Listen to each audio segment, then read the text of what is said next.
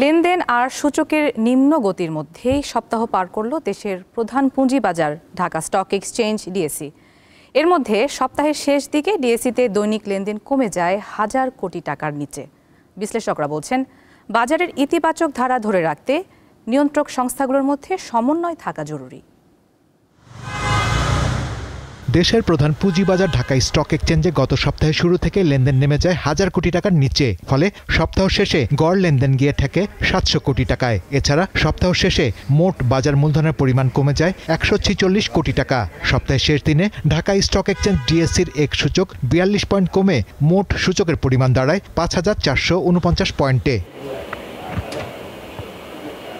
সব মিলিয়ে ঢাকা শেয়ার বাজারে সপ্তাহ জুড়ে লেনদেনের নেতিবাচক ধারা বজায় থাকে। সপ্তাহে বাজারটা ভালো মন্দ মিলিয়ে চলেছে, কিন্তু গত 2 দিন ধরে আমরা যেটা দেখেছি সেটা হলো যে বাজার একটু ডাউন ট্রেন্ড, ভলিউমস গুলো কমে গেছে এবং ইন্ডেক্সটাও কমের দিকে। সো কাজেই এইটা কি হয়েছে, তাহলে এইটা জিনিসটা হয়েছে, আমরা বারবার বলার চেষ্টা করেছি যে বাজারে অযাচিত কোনো হস্তক্ষেপ যদি না হয়, বাজারের মতো করে বাজার যদি চলতে দেয়া হয়, তাহলে বাজারটা অনেক দূর যাবে।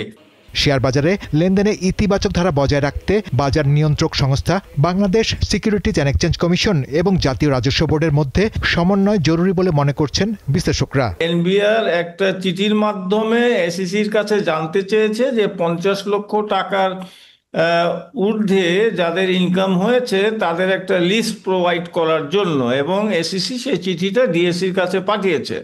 শেয়ার বাজারের বর্তমান অবস্থায় আতঙ্কিত না হয়ে দেখে শুনে বুঝে বিনিয়োগের পরামর্শ দিয়েছেন বিশ্লেষকরা। শাহরিয়ার ইমন, দীপ্ত সংবাদ, ঢাকা।